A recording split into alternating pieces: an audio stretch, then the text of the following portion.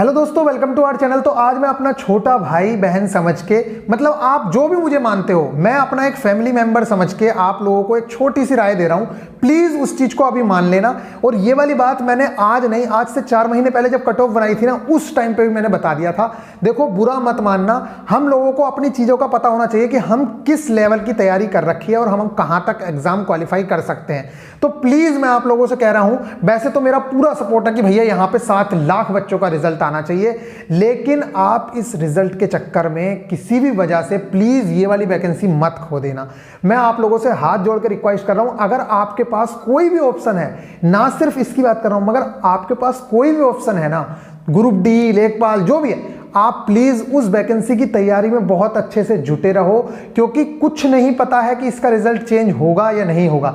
मैं पूरे सपोर्ट में हूं कि रिजल्ट चेंज होना चाहिए भैया, 7 लाख बच्चे आने चाहिए, फिर मेंस के हिसाब से होना चाहिए। लेकिन आप लोग खुद यार एक बात देखो, बुरा मत मानना, लेकिन एक बात खुद सोचो, अगर 10% स्टूडेंट्स को छोड़ दिया जाए ना, तो बाकी जो अभी मान लो 3.5 लाख स्टूडेंट ही सिलेक्ट हुआ है, 3.5 मान लो, चलो, तो ये जो 3.5 लाख स्टूडेंट हैं, 35,000 वैकेंसी है, एक वैकेंसी पे अभी 10 बच्चे लड़ रहे हैं। अगर मैं कह रहा हूं, अगर किसी ने गलती की वजह, मतलब अगर कोई खामी नहीं हुई है एग्जाम में, तो ये 10 गुना बच्चे भी बहुत हद तक कंपटीशन में दावेदार हैं, बहुत तगड़े वाले।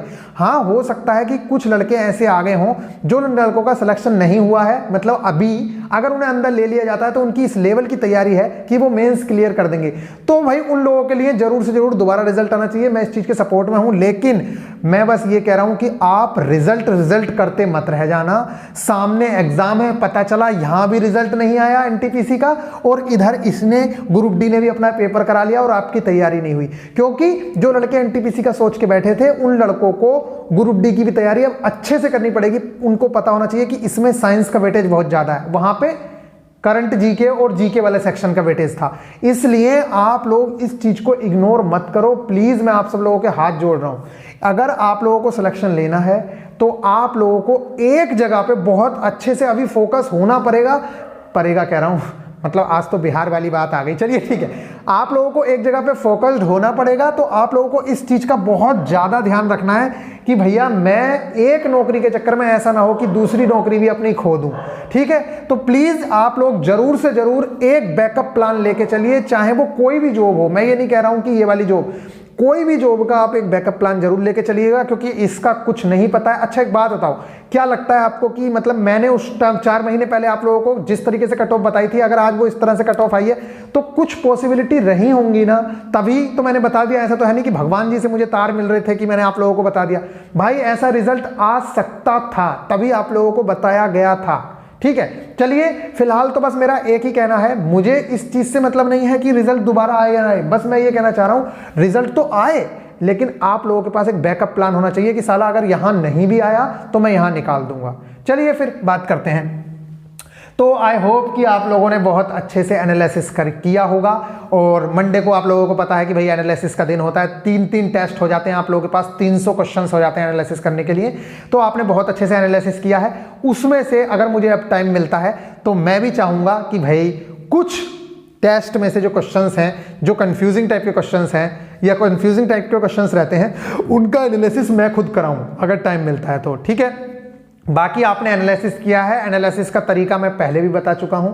जो लोग नहीं जानते हैं वो 18 वीडियोस की प्लेलिस्ट देख लो और जाके आप लोगों को पता चल जाएगा। जिन लोगों को नहीं पता है कि टेस्ट कहां लगाए जाते हैं, भैया टेक्स्ट बुक पे टेस्ट लगाए जाते हैं, लेकिन वो 4:2:1 के बाद, मतलब 4 दिन टारगेट कंप्लीट करने के बाद, 2 दिन रिवीजन करने के बाद तभी होता है। और मैं इस बात से बहुत पहले से यही बात कहता हूं कि बिना रिवीजन के सिलेक्शन नहीं है। Revision is equal to selection ही एकमात्र स्ट्रेटेजी है जो आप लोगों को सिलेक्शन दिलवा सकती है। चलिए यहां देखिए, क्योंकि पढ़ते रहना तो हर जगह चलता है। आपने एक चीज देखी होगी, आप अगर लगातार पढ़ते रहो तो आपके दिमाग से सारी चीजें उतर जाएंगी। लेकिन आपने देखा होगा, अगर आपने इतना सारा भी पढ़ा है ना, और 2-3 दिन रुक के आपने उस चीज की क्या कर ली है, उस चीज का रिवीजन कर लिया है, उस चीज को देख लिया है कि यार मैंने 4 दिन में क्या पढ़ा है, तो आप देखते होंगे कि वो 4 दिन का पढ़ा हुआ आप बड़ी ही आसानी से कम समय में बड़े मस्ती से रिवाइज कर पाते हैं, और आपका दिमाग इस चीज को रिमाइंड कर पाता है कि मैंने क्या पढ़ा है, 4 दिन पहले मैंने क्या पढ़ा था, क्या चीज। इसलिए रिवीजन बहुत ज्यादा जरूरी है। वो पुराने ढर्रे, मुझे तो ये नहीं पता ये टीचर्स इतनी इतनी बड़ी एजुकेशन क्वालिफिकेशंस हैं, सब कुछ हैं, कौन सी चीजें अपनाते हैं कि पूरे 7 दिन पढ़ा रहे हैं, इतना पढ़ा रहे हैं, 8-8 घंटे पढ़ा रहे हैं, तो बच्चा रिवाइज कब करेगा और उसे ये कैसे पता चलेगा कि उसने क्या पढ़ा, क्योंकि उसने तो सिर्फ पढ़ा पढ़ा पढ़ा, रिवीजन उसको टाइम ही नहीं है। तो बच्चे के सर से लोड कम करना बहुत बड़ी चीज होती है। चलिए, स्टैटिक जीके का टारगेट है, साइंस का टारगेट है, मैथ्स का, रीजनिंग का। तो बहुत अच्छी बात यही है कि स्टैटिक जीके और रीजनिंग लगभग लगभग खत्म होने वाली है। अब मैं आप लोगों को बुक सजेस्ट करूंगा, तो आप देखेंगे कि आपने करंट जीके का बहुत सारा सेक्शन और स्टैटिक जीके का बहुत सारा सेक्शन कवर कर लिया है, तो आपको बहुत इजी लगेगा पढ़ना। ठीक है, अब मैं बुक सजेस्ट कर दूंगा आप लोगों को, तो आप बुक भी बहुत अच्छे से पढ़ पाएंगे। आपको लगेगा कि यार ये तो सब मेरा किया कराया है। ठीक है, नेशनल स्पोर्ट्स अवार्ड। अब देखो, टारगेट्स ही देखना क्यों जरूरी है। टारगेट्स में ये होता है कि आपको ये पता चल जाता है कि मेरे लिए क्या इंपॉर्टेंट है, अदरवाइज होगा क्या पता है, आप पूरे के पूरे रटना शुरू करते हैं। जो लड़के नए हैं, देखो जिनको पता है वो तो ठीक है, लेकिन जो लड़के नए हैं उनको यही नहीं पता, वो सीएम राज्यपाल रटना शुरू कर रहे हैं, तो सारे के सारे सीएम राज्यपाल रटना शुरू कर रहे हैं। समझ आ रही है ना? ऐसा नहीं होता है। नेशनल स्पोर्ट्स अवार्ड 2021, मैंने 20 का कहा, तो 20 से आपको सिर्फ एक चीज याद रखनी है। क्या? 20 से सिर्फ राजीव गांधी खेल रत्न पुरस्कार याद कर लो, बस। उसके अलावा कुछ जरूरत नहीं है, क्योंकि वो बड़ा अवार्ड होता है, इसलिए वो पूछ लिया जाता है। नेशनल स्पोर्ट्स अवार्ड 2021, इसमें भी राजीव गांधी खेल रत्न पुरस्कार आपके लिए मोस्ट इंपॉर्टेंट है, और आपको यह पता होना चाहिए कि कौन से खेल, राजीव गांधी खेल रत्न पुरस्कार के लिए कितनी राशि प्रदान की जाती है, मतलब कितनी धनराशि, समझ गए ना। अर्जुन पुरस्कार के लिए कितनी दी जाती है, क्योंकि ये चेंज हुई है अभी लास्ट 2-3 ईयर में ही ये वाली चीज चेंज हुई है, इसलिए ये आपके लिए इंपॉर्टेंट है। तो प्लीज नेशनल स्पोर्ट्स अवार्ड 2021 की इसकी वीडियो मैं आप लोगों को सजेस्ट करूंगा, इसका कंटेंट मैं आप लोगों को प्रोवाइड कराऊंगा, तो ये वाली चीज आप लोगों को जरूर से जरूर कर लेनी है। स्टेट के गवर्नर एंड सीएम, ठीक है। अब बच्चे कहेंगे क्या सारे के सारे रटने लग जाएंगे, वैसे तो देखो सबका ही पता होना चाहिए क्योंकि अपने स्टेट और मैक्सिमम का पता ही होता है, लेकिन चलिए कोई बात नहीं, नहीं भी पता है तो टेंशन लेने की जरूरत नहीं है। स्टेट के गवर्नर और जो सीएम हैं, आपको सबसे पहले सबसे टॉप पे उन स्टेट्स का नाम लिखना है। किनका? जिन स्टेट में अभी गवर्नर या सीएम चेंज हुए हैं पिछले 6 महीने के अंदर। समझ आ गई? तो सबसे पहले हमें वो वाले याद करने हैं। उसके बाद जिन 5 इलेक्शन में, मतलब जो 5 इलेक्शन स्टेट हैं जहां पे 5 स्टेट्स में इलेक्शन है, फिर वो 5 राज्य लिखने हैं। समझ आ गई?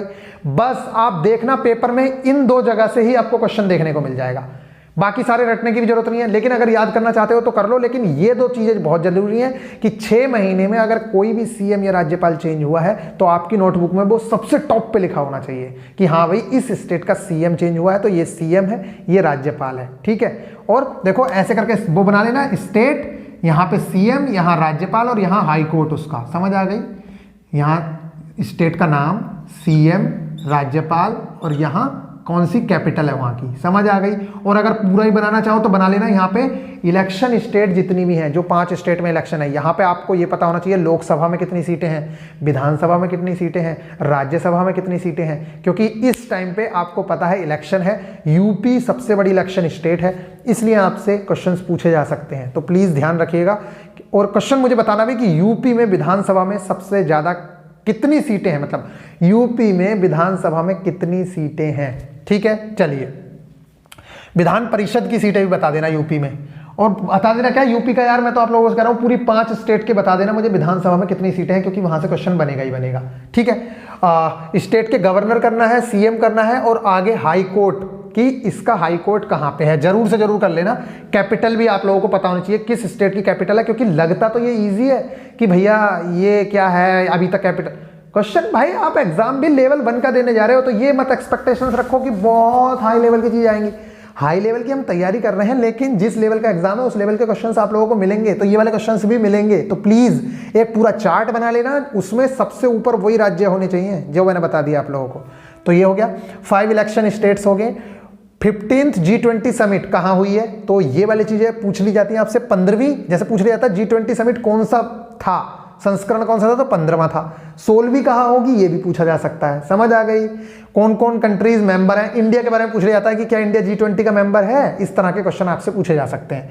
39th एशियन वर्चुअल समिट हुई है, तो आपसे पूछी जा सकती है 40 कहां होगी, 38 कहां हुई थी। इस तरीके के यहां से क्वेश्चन पूछे जा सकते हैं। आसियान का हेडक्वार्टर अगर है तो कहां है, G20 का हेडक्वार्टर अगर है तो कहाँ है, इस तरीके की चीजें आप लोगों से पूछ ली जाती हैं, तो प्लीज यहां से करते हुए चलिएगा। और 20 SCO समिट, इसका मैं आपसे क्वेश्चन पूछना चाह रहा हूं कि भैया SCO का हेडक्वार्टर कहाँ है, जरूर बता दें। संघाई कॉर्पोरेशन ऑर्गेनाइजेशन है शायद ये, ठीक है, मुझे पूरा नाम याद नहीं है, लेकिन SCO समिट ये ऐसे ही आएगी और आप लोगों को इसका जरूर से जरूर पता होना चाहिए कि इसका हेडक्वार्टर कहाँ है, जरूर बता देना मुझे कहाँ है, ठीक है। साइंस में अगर मैं बात करूं तो साइंस में हम लोगों ने 9th की क्या फिजिक्स कंप्लीट कर ली थी, 10th की फिजिक्स कंप्लीट कर ली थी। और मैं एक बात और बता दूं, ये जो मैं आप लोगों को टारगेट देता हूं, आप किसी भी YouTube चैनल की वीडियो देख के कंप्लीट करिए, लेकिन आपको पूरे दिन में किसी भी तरीके से ये टारगेट कंप्लीट करने होते हैं। बस एकमात्र मकसद होता है टारगेट्स कंप्लीट होने चाहिए, कंप्लीट होने चाहिए, कैसे भी करके टारगेट कंप्लीट होने चाहिए।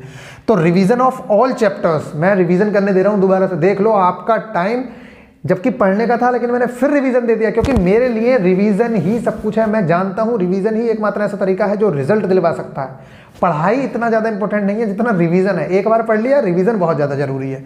तो revision of all chapters class 9th NCERT chemistry, समझ आ गई। 4 चैप्टर्स हैं, चारों चैप्टर का रिवीजन कर लेना, क्योंकि वो पिछले हफ्ते बहुत जल्दी में हुए थे। तो इस दिन मतलब आपका जो ये वाला दिन है सिर्फ रिवीजन का है, क्योंकि आपको पता है, देखो फिजिक्स हो चुकी है, केमिस्ट्री चल रही है, न्यूमेरिकल्स में आप करवा दूंगा, तो फिजिक्स केमिस्ट्री तो निपट ही गई, बची बायो। बायो का आधे से ज्यादा पार्ट हो चुका है और मैं लेक्चर सजेस्ट करके आपको बायो कंप्लीट करवा दूंगा। तो फिजिक्स केमिस्ट्री बायो भी कंप्लीट हो गई, इधर आप लोगों का स्टैटिक वाला पार्ट कंप्लीट हो गया, और इधर तो आप लोगों की रीजनिंग खत्म ही होने को है। तो कुछ बचा ही नहीं है, बस अब सिलेबस कंप्लीट होने को है। चलिए, तो फिजिक्स के इंपॉर्टेंट टेस्ट, 2 इंपॉर्टेंट टेस्ट आप दे चुके हैं, 2 टेस्ट और बचे हैं जो मैं आप लोगों को दे दूंगा, लेकिन वो टेस्ट तभी देना जब उन 4 पेजेस को पढ़ लो। बार बार पढ़ा करो यार, जो मैंने आप लोगों को पेजेस दिए हैं ना, जो मैं नोट्स देता हूं, आप उसे बार बार पढ़ो, ठीक है।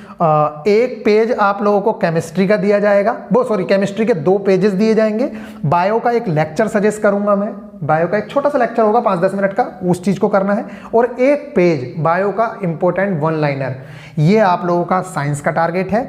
मैथ्स की अगर मैं बात करूं तो रेशियो एंड प्रोपोर्शन के रेशियो एंड प्रोपोर्शन के एग्जांपल करने हैं RS अग्रवाल के, और आप लोगों को प्रीवियस ईयर लगाना है, ठीक है। जितने भी चैप्टर हुए हैं, अपनी परसेंटेज है, प्रॉफिट एंड लॉस है, ये मैं आपको प्रोवाइड कराऊंगा। प्रॉब्लम्स ऑन ट्रेन्स पुराने स्टूडेंट्स के लिए है, ठीक है। RS अग्रवाल के आप लोगों को एग्जांपल्स लगाने हैं।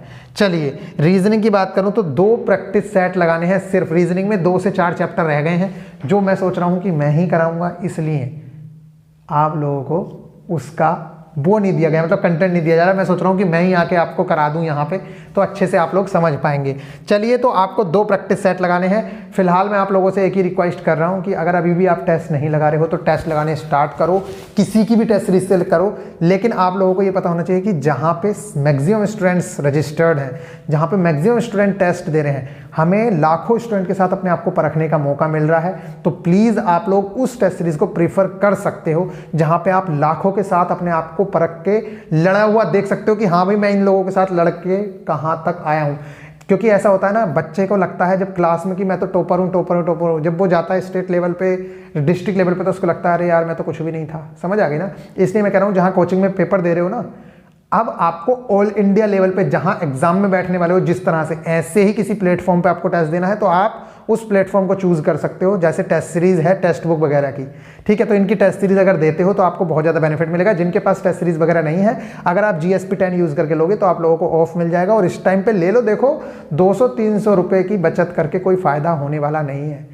लेकिन अगर सिलेक्शन हो गया, देखो अभी देखा ना, पॉइंट नंबर से रह रहे हैं, कोई 0.1 से रह रहा है, कोई 0.2 से रह रहा है। अगर आपके कुछ भी मार्क्स बढ़ रहे हैं, मैं तो कह रहा हूं कि 2 या 3 मार्क्स भी बढ़ रहे हैं ना, तो बहुत बड़ी बात है। लाखों लोगों को पीछे छोड़ दोगे उन मार्क्स से ही। चलिए, मिलेंगे फिर नेक्स्ट वीडियो में, तब तक के लिए बाय। फिलहाल बस ये वाले टारगेट्स आप लोगों को पूरे करने हैं। और एक बार फिर से मैं कह रहा हूं, उनके चक्कर में मत पड़ो, उनके चक्कर में मत पड़ो। जितनी प्रोटेस्ट करनी है, जो करना है, सब कुछ करो, लेकिन सिर्फ NTPC के चक्कर में मत रह जाना कि भैया मुझे तो NTPC का ही CBT 2 देना, CBT 2 देना। भाई उसका रिजल्ट का जैसा होना है वो तो होगा, कोर्ट में भी फंस सकता है वो, लेकिन आपके सामने से ये वैकेंसी अगर निकल गई ना, तो फिर आपके पास कोई चांस नहीं होगा। क्योंकि 1 लाख वैकेंसी है। कितनी? 1 लाख। और वो जो मैंने नया अब स्टार्ट किया है, क्या स्टार्ट किया है कि आप लोगों को कम्युनिटी में कुछ क्वेश्चंस मिलेंगे न्यूमेरिकल टाइप्स। वो जो न्यूमेरिकल होंगे वो आप ये देखना कि वहीं से आप लोगों को एग्जाम में 2-3 न्यूमेरिकल मिल जाएंगे। ऐसे न्यूमेरिकल्स मैं वहां पे डालना स्टार्ट कर रहा हूं। फिर उनका हर हफ्ते जितने भी न्यूमेरिकल्स हुआ करेंगे, उनका मैं एक लेक्चर लेके आपको सारे के सारे न्यूमेरिकल समझा दिया करूंगा। चलिए, मिलेंगे फिर नेक्स्ट वीडियो में, तब तक के लिए बाय।